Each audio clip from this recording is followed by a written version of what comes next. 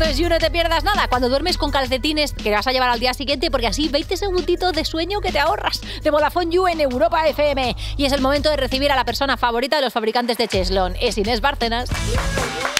Hola, chicas, ¿qué tal? ¿Qué tal? Pues nada, aquí hoy con Esperanza Gracia en la mesa. Bueno, que sí, súper fan de ella. Estoy hasta nerviosa, de verdad, de estar en su presencia. Yo soy fan. ¿A qué nivel? Fan al nivel de que de verdad que yo cojo el casco de mi novio y me pongo a hacerme vídeos como si yo fuera Juan. Este es el nivel. Oye, pues yo soy tu fan también. De hecho, ahora luego te voy a enviar audios contándote sueños random que tengo todos los putos días y así me dices. Y así te digo, venga, vale. Me parece genial, maravilloso tener tu contacto en el móvil. Me encanta. Oye, pero vamos a ponernos un poco serias. ¿Qué ha pasado? ¿Qué ha pasado? ¿No? Estamos en la semana pues de la mujer y hoy vamos a hablar, cómo no, de la salud mental de la mujer y de cómo están nuestras cabecitas, porque ya os adelanto que demasiado bien estamos. Para la que nos ha caído encima. Hoy yo quiero subrayar sobre todo que la igualdad y el luchar por los derechos de las mujeres es una cuestión de salud mental. Y vamos a ver por qué. ¿Vale? A mí de los eslóganes o de los lemas que más me han gustado a mí de este año del 8M ha sido el lema que habla de somos históricas, no histéricas, ¿no? Y esto al final de lo que habla es de que pues históricamente el mundo científico y la medicina ha sido como muy paternalista, muy androcéntrica y ha considerado a las mujeres históricamente como locas, como más vulnerables a la enfermedad mental. O que sí, esta cosa de los nervios, ¿no? Como que las enfermedades de los nervios que las llamaban. No, y es que históricamente ha sido súper fácil calificar a cualquier mujer de loca directamente. Sí. Y a día de hoy todavía, que tendríamos que ver si a un hombre actuando como actuó Verónica Forqué, por ejemplo, en MasterChef, lo hubiesen tachado y lapidado públicamente así. Sí, que para los señoros reservamos epítetos más majos, ¿no? Como, ¡ay, qué excéntrico!, ¿no? ¡Qué osado!, ¡qué atrevido! Pero no lo descalificamos tan rápido. No lo descalificamos, muy fácil llamarnos locas. Entonces se nos ha considerado eso como inferiores mentales, cuando no directamente de brujas o de posesas, porque en la Edad Media era pues el diagnóstico más recurrente. En este repaso histórico tenemos que tener en cuenta que hace tan poquito como 100 años se acuñó, en la época victoriana, los psicoanalistas acuñaron este término tremendo, ¿no?, de la histeria para diagnosticar a mujeres pues de afecciones mentales. Mirad aquí, por ejemplo, os traigo este cuadro, que es un cuadro clásico, es un cuadro más grande, pero os traigo este extracto, ¿no?, de la típica mujer, entre comillas, histérica, que en el fondo yo veo a ese hombre sujetándolo y digo, si es que la está mirando las tetas, ¿no? O sea, es que era un poco, yo creo que a lo que se dedicaban, ¿no? O sea, básicamente.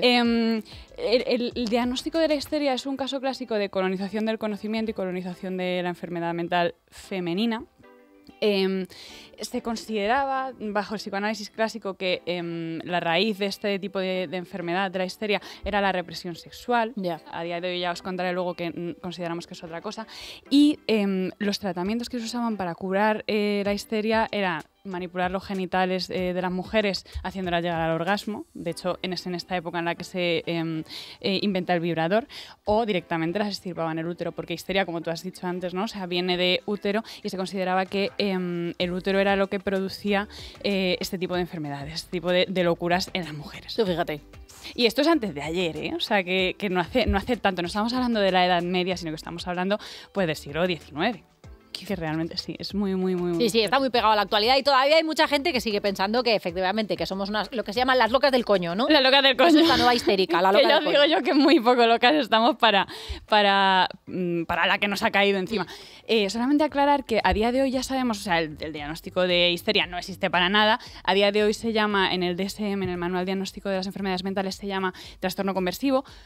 Sabemos que afecta tanto a hombres como a mujeres, sabemos que la raíz de este tipo de trastorno no está en una represión sexual, sino normalmente en abusos sexuales en la infancia. Que afecta por igual a hombres y a mujeres, pero sí que es verdad que hay mayor prevalencia en mujeres. Esto no tiene que ver con que las mujeres sean más vulnerables a un trastorno conversivo, sino que tienden a sufrir más este tipo de agresiones. Por desgracia, funciona así. Pero, a ver, lo que nos dice la OMS es que sí que es verdad que hay muchísimo más diagnósticos, esto es debido a varios factores que ahora desgranaremos. Hay mucho más mucha más prevalencia, de enfermedad mental en mujeres que en hombres casi el doble de mujeres se deprimen que de hombres y también sufren trastorno de ansiedad. Pero ¿por qué es esto? No es que biológicamente estemos predispuestas a sufrir afecciones creo que estamos peor hechas, que no. No, de hecho ya os digo, muy cuerdas estamos. No es que las mujeres estén más cucus, sino que hay factores socioculturales que predisponen a que tengamos más patología mental. Lo primero que tenemos que tener en cuenta, y algo que es como súper grave, es la violencia machista. La violencia machista, entonces, o sea, desde el abuso sexual, creo que la mayoría de las mujeres, al menos de mi edad que conozco, han sufrido abusos sexuales, yo misma. Agresiones sexuales, violencia por parte de las parejas, física, sexual o vicaria, que eso es otro temazo. Luego hay factores sociales, por ejemplo, como la pobreza, ¿no? La OMS considera que la pobreza en el mundo está feminizada. Las personas que más sufren la pobreza en el mundo son las mujeres. Y luego también, por supuesto, la precariedad laboral. El techo de cristal, las dificultades que la conciliación nos plantea de cara a tener puestos de trabajo bueno, pues más elevados. Y luego, el tercer factor, que es un poco como más insidioso, más difícil de ver a veces, es el papel que juegan los estereotipos de género en la salud mental de las mujeres. Que no es tan evidente, pero está ahí. Yo lo veo. Lo que se espera de nosotras, ¿no? Lo que si no encajas, estás como fallando de alguna manera. Claro, ¿cuáles son estos estereotipos de género? El famoso rol de cuidadora, ¿no? Las mujeres que seguimos a día de hoy siendo las principales cuidadoras. Sí. Y sobre todo lo que yo veo es la falta de descanso. Muchísimas mujeres que vienen a consulta y que son cuidadoras de hijos, de maridos, de padres, etcétera, están agotadas. Agotadas, no descansan, y eso por supuesto va a generar ansiedad, depresión, etc. La conciliación. Os traigo un artículo muy interesante de esta psicóloga que es Laura Rojas, y ella directamente lo que nos cuenta es que ella considera que la conciliación es la causa subyacente de la mayor parte de los problemas mentales de las mujeres. Directamente, ¿no? O sea, que eso genera muchísimo estrés y, por lo tanto, patología mental. Luego tenemos, por supuesto, la presión de la maternidad en todas sus vertientes, las que no los tenemos, las que los quieren tener, las que no los pueden tener, pero la maternidad es algo que, siempre está en el punto de mira de la sociedad y en la que existen muchísimas expectativas. Luego, la sobreexigencia con la que nos tratamos a nosotras mismas y nos tratan. Tienes que ser la superwoman, tienes que ser la mujer bisagra, tienes que ser sexy, exitosa, trabajadora, ¿no? O sea, tener que demostrar muchas veces doble en el trabajo es un peso fuerte de ser mujer. Total. Por supuesto, la objetivización sexual, tener que estar siempre como joven, guapa y ready para todo, y muy delgada, por supuesto. Luego esto, que es algo de lo que se está empezando a hablar ahora, que es el síndrome de la niña buena, que otro día igual os lo traigo al Yu para hablar más en detalle. ¿Qué es esto? Esto es como esta visión cultural de la mujer como súper buena, tierna, bondadosa, sumisa, ¿no? Y muy infantilizada, que no puede poner límites, que tiene que estar siempre a servicio del otro. Y muchas mujeres, y yo las veo en consultas, sufren de esto y no saben salir de este rol constante que al final, bueno, pues acaba limitándolas. Y luego, por último, también la falta de autonomía. Las mujeres tendemos a sufrir mucho más la dependencia emocional, pero no porque estemos más predispuestas a sufrirla, sino porque tenemos una sociedad muy paternalista que no nos enseña a ser independientes desde niños. Y que nos culpabiliza cuando no nos ocupamos de los cuidados, cuando no nos ocupamos de los demás, cuando no somos empáticas. Cuando no eres una madre que está al 100% con el niño porque priorizas otras cosas, sí. Sí. Entonces, todo esto hace que se diagnostique el doble de veces a mujeres de depresión o ansiedad que a hombres. Y luego algo que a mí me preocupa muchísimo, es un artículo muy reciente que nos dice que a las mujeres en España se las medica el doble también que a los hombres. O sea, esto es un problemón. Claro, las mujeres tienden a expresar mucho más vívidamente sus síntomas de salud mental. Y debido a la precariedad de los servicios de salud mental que tenemos en España y al poco tiempo que tienen los médicos, la primera línea de tratamiento es la farmacológica. Pastillazo. Y tranquilita, ¿no? Y que debajo siga hirviendo el volcán, pero que no se note, ¿no? Sí. Genial. Muy, pero claro, por eso os digo que muy cuerdas estamos. Pero ahora, para terminar, bueno, vamos a poner una nota muchísimo más esperanzadora, porque os traigo ejemplos ejemplos de mujeres inspiradoras que nos han enseñado cómo han luchado con sus problemas de salud mental. La primera que a mí me parece más relevante a día de hoy es Britney Spears. Totalmente. Y su lucha por su liberación. Esta mujer ha estado 13 años sometida Esto es muy fuerte. al tutelaje de su padre. Es muy fuerte. O sea, si no habéis visto el documental, ¿está en Netflix o en HBO? Creo que está en Netflix, sí. Es una barbaridad. O sea, esto es una barbaridad. Y leeros, por favor, el speech, o sea, la declaración final de Britney ante la jueza, porque es tremenda, tremenda. O sea, viva Britney y viva su liberación.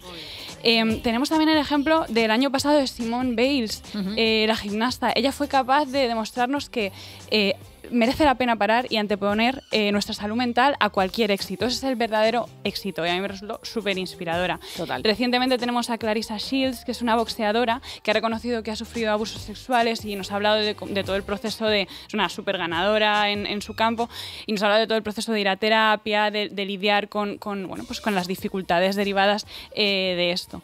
En España, Sofía Cristo me parece muy interesante, que ha ido recientemente a Estirando el Chicle. Sí. Y nos ha hablado, y me parece un ejemplo brutal de superación de la adicción a las drogas, que es algo de lo que es muy difícil de salir, y ella nos habla abiertamente de cómo lo ha vivido y de cómo sí se puede salir del mundo de las drogas. Qué guay. Creo que la sororidad, o sea, la solidaridad entre mujeres puede ser como un gran revulsivo y un gran factor de protección frente a estas dificultades mentales. También creo que las mujeres tenemos la capacidad de ir a terapia. La mayoría de mis pacientes son mujeres, pedimos ayuda antes, entonces es un factor de protección fundamental.